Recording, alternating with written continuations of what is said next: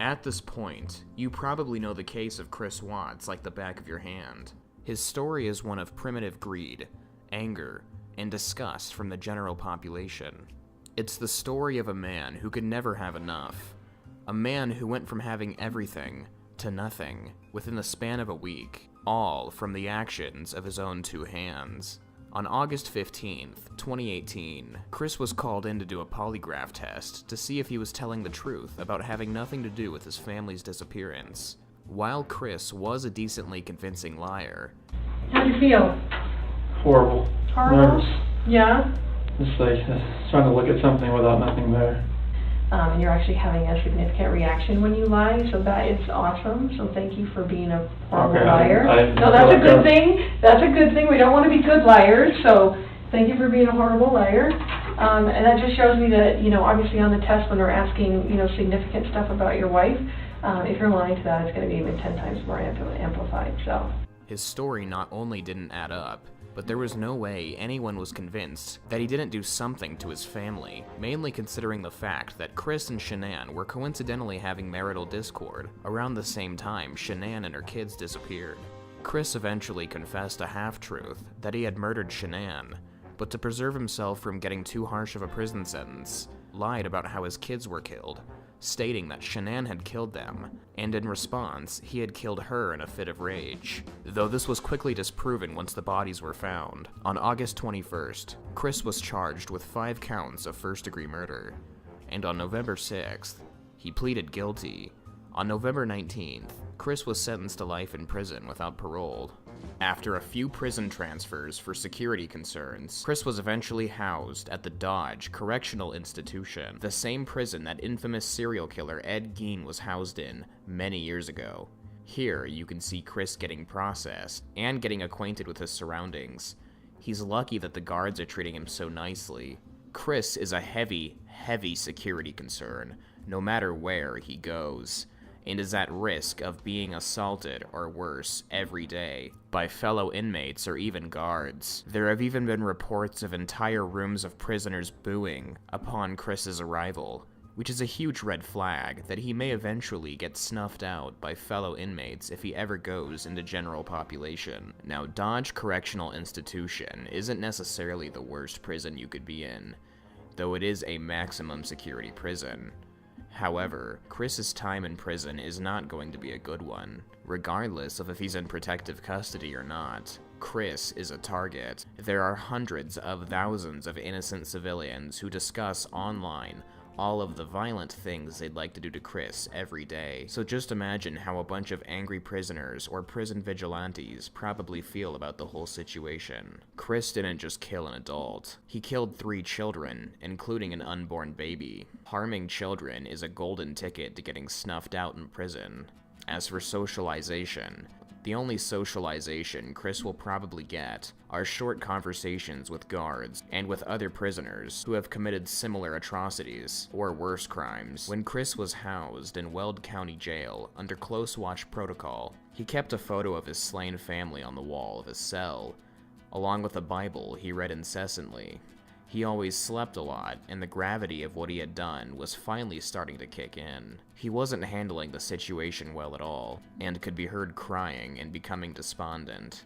He only had 1 hour every 24 hours to exit his cell and walk around in empty commons, where he could read the local paper and sometimes converse with guards. However, once he was transferred to Dodge Correctional Institution, his depression started kicking in even harder, and to make things even worse for him, he was briefed on the fact that he won't be able to collect any of his beloved belongings from his house before it's sold to the highest bidder, meaning he quite literally has nothing as of now. As for what Chris has been doing in prison, a receipt of Chris's commissary purchases was released to the public recently. Chris recently has purchased deodorant, 2 pens, 5 envelope kits for writing letters, shampoo, lotion, more deodorant, a plastic cup, a few spoons, a black cherry dessert, a pack of Lipton sweet tea, a 6-pack of brownies, 3 bags of candy, 2 boxes of cream cookies, a box of holiday cookies, and a pack of powdered donuts. As you probably could guess, These are not the eating habits of somebody who normally cares about their body. This is Chris's depression setting in worse than ever before. On another note relating to Chris in prison, he's been receiving love letters from deranged women from around the world. Not just a few, hundreds of them every day. Here are a few examples of them. Hi Chris, smiley face. This is Candace again. So I called Weld County Jail and talked to someone, and he said that you would need to add me. But if you don't too, then that's fine. I'll just continue to write letters, lol. Anyway, I hope that you're doing okay. Believe it or not, I think about you often. Well, actually, a shit ton, lol.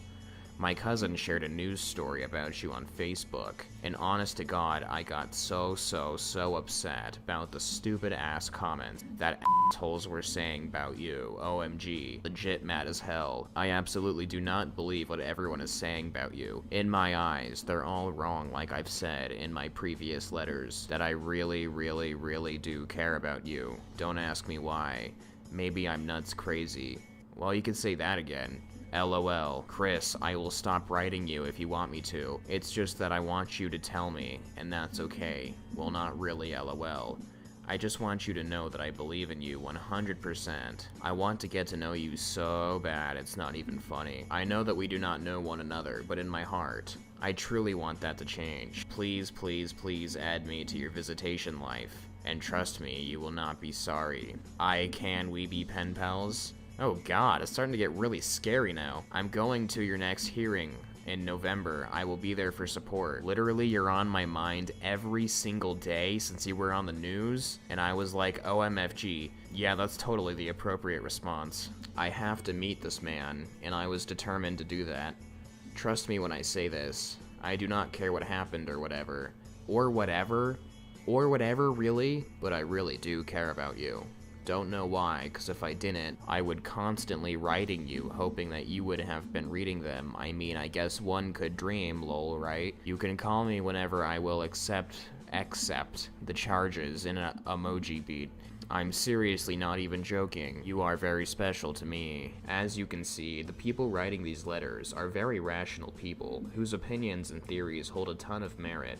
Here is another letter sent to Chris in prison. Chris, you're probably wondering who I am, why I am writing to you. No, he isn't. He probably couldn't care less about you. So let me try to explain and tell you a little bit about who I am. First off, I hope this letter finds you getting through the day the best as you can. My name is Hannah, and I've been the property of DOC since 2014. I've been following your story for the past few days, and just really feel the need to tell you that you've got a complete stranger hoping that you're doing alright. Blah blah blah, she's facing a heavy prison sentence herself and relates to Chris. Who cares? Ladies who look up to Chris.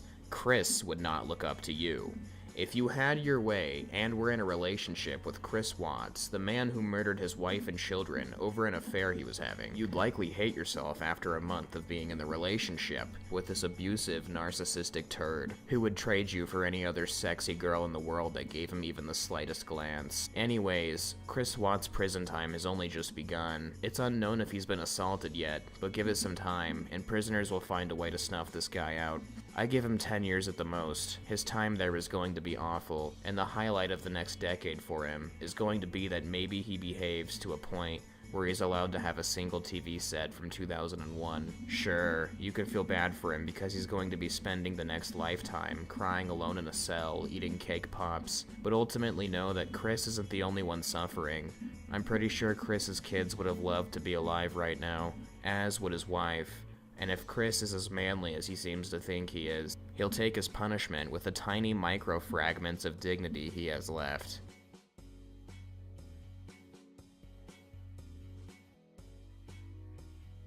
Well, my name is Chris Watts.